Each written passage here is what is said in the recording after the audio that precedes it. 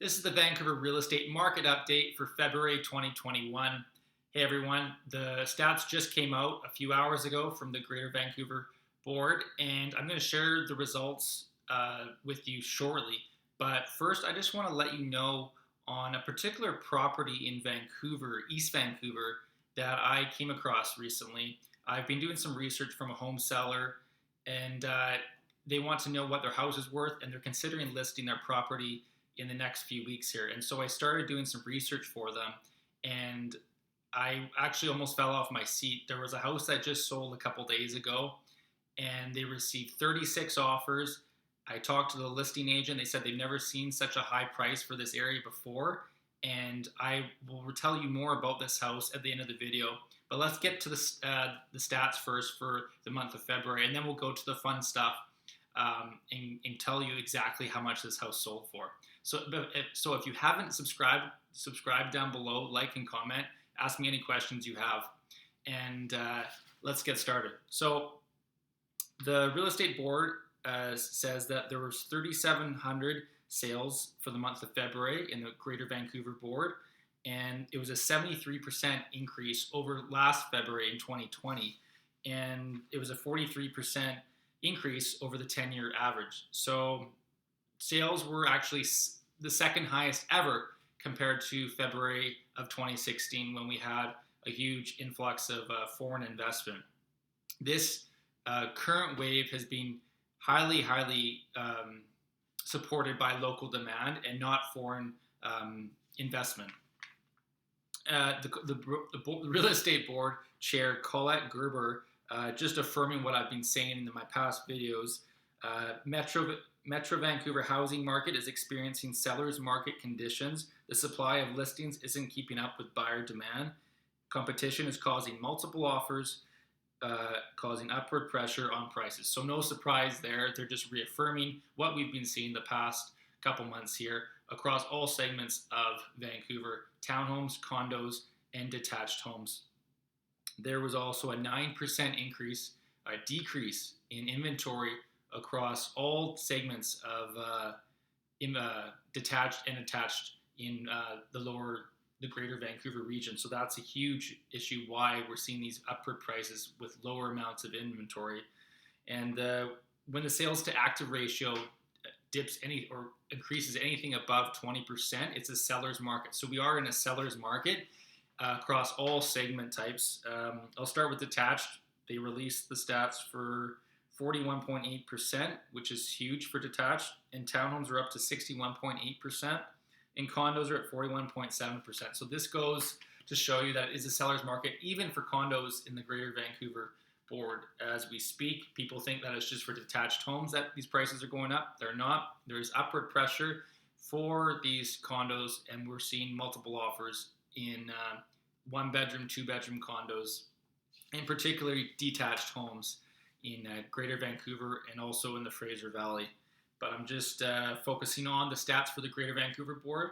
So this is not including South Surrey, Abbotsford, Langley stats today. This is just for Vancouver, Richmond, West Van, North Van, etc. So what were the largest increases in the different areas of Vancouver? Well, I actually helped a buyer last year move over to Bowen Island, and what do you know? They picked the right spot. They had their house increase roughly on average, totaling all the homes on Bowen Island up by 34.4%. So congratulations to my buyer. He did a sound investment, and I hope he enjoys his time over there with his family. And the second spot we have is Sunshine Coast at 32.7% increase over last February. And then we have West Vancouver actually at 16%. So we're seeing an increase again. North Vancouver is not on this list. Surprisingly, North Vancouver has been going up a lot, but West Van dipped so low the past year or two that I guess people are seeing that it's actually relatively affordable again to get into West Vancouver in certain pockets of the area, not all. And then we have Maple Ridge at 15% increase. I have a seller out there where they're considering selling, and homes in their neighborhood have been selling $200,000 or $300,000 over asking price in the past couple of months. And then we have Ladner at 14% increase. So these are the top five. increases in the Lower Mainland, but in the Greater Vancouver Board. But in general, everything is going up everywhere. But this is just on average. And then so detached home sales increased 79.9%, and there was a 13.7% increase over last February. And then for condos, it was a 65.8% increase in sales, and even a 2.5% increase in price over last February.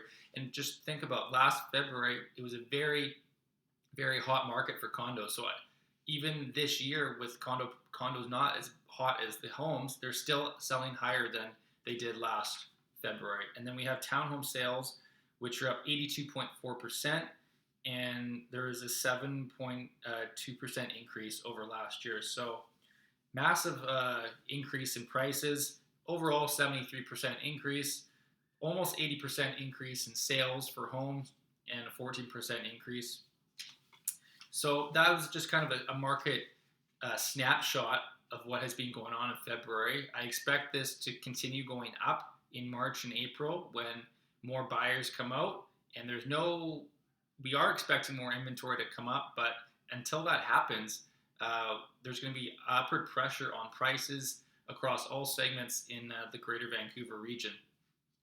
So if you stuck with me till now, I want to share with you this really interesting record-setting sale price for this neighborhood. It's in Trout Lake, East Vancouver, down on around East 12th region. It's an awesome neighborhood near Commercial Drive. They have the Trout Lake Farmers Market there, and they have the recreation center and the schools nearby, and it's just a nice young area for people to raise a family. So as I was saying, I was doing my research recently for a seller that's thinking about listing their property in the next few weeks, and I came across this property. I'll reveal the address now. It's 3285 Victoria Drive. It's an older house. However, it was fully updated. It was built in 1991, but fully updated. 5-bedroom, 4-bath, and it does come with a 2-bedroom suite downstairs with its own kitchen, and it is on an oversized lot. The typical lot in this area is roughly 4,000 square feet, and this one is 5,700 square feet. So mind you, it is a little bigger than usual, but just to keep that in mind.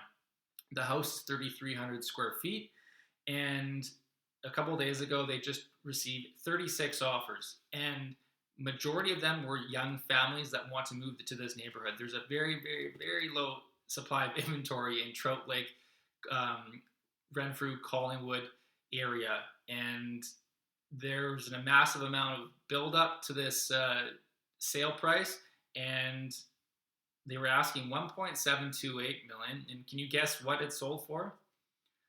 Maybe $2 million? Nope, a little higher. 2.2?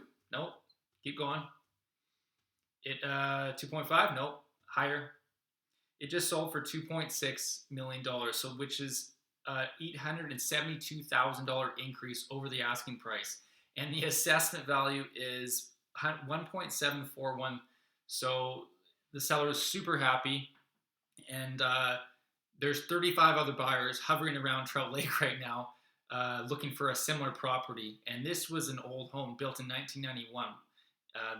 I'm sure there's other people that are looking for a newer home. And can you imagine a home that's built in 2010, 2015, 2016, the price they will receive once these buyers find that? Because not everyone these days wants to find an older home built in the 1970s, 1980s. They want something strong and with a nice, solid rental suite income, to support their mortgage if they can.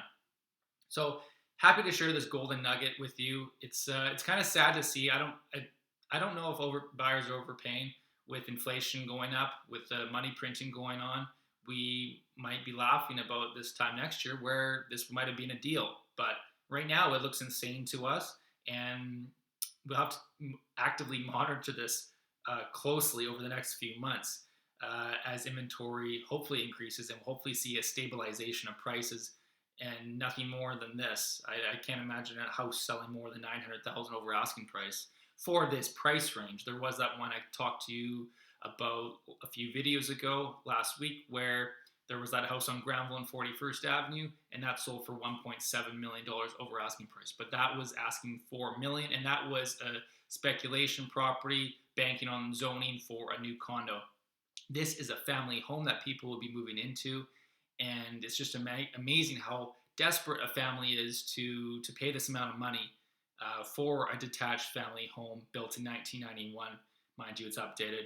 It is an amazing location neighborhood, but still, just before Christmas, these homes were selling all below 2 million, and just to see such a high increase is incredible. Um, who are these buyers? How are these young families affording it? Well, it's really just the bank of mom and dad and young families selling their condo off in downtown Kits, Mount Pleasant, pooling the money together, and probably that's not enough. So they are probably getting some help for a down payment from mom and dad, and it's the biggest transfer of wealth in history. And we're seeing that today. People are seeing they can't travel, so I think a lot of people are really just starting a family now because they can't see themselves traveling in the next couple of years. So people are really settling down across the world. There's prices going up all in every major global city, including Vancouver. And I just expect this to continue for the foreseeable future. Hopefully, it's just short term until the summer and things will cool off. For buyers that are on the sidelines, hopefully your waiting will pay off. I don't know if it will, but let's hope it will. And I will update you again when I see a sale like this happen. I'm sure there'll be something that'll spark my attention very soon with what's going on. Hope you enjoy this video. If you find that useful, if you have any questions, ask them down below. I'll be happy to answer them. If you have any questions about the home buying process, what you have to do, one tip, come cash in hand, you have to be fully pre-approved. The homeowners are allowing inspections happening before the offer due date. So that's good. You don't have to go in not knowing what the house condition is behind the walls. And yeah, so have cash in hand and be fully ready to make that offer, because you won't have 1 week to figure out your financing. You have to be 100% ready to go, or you're going to lose out to a bunch of other buyers. Hope you enjoyed that video today, and I will see you in the next one. Thanks.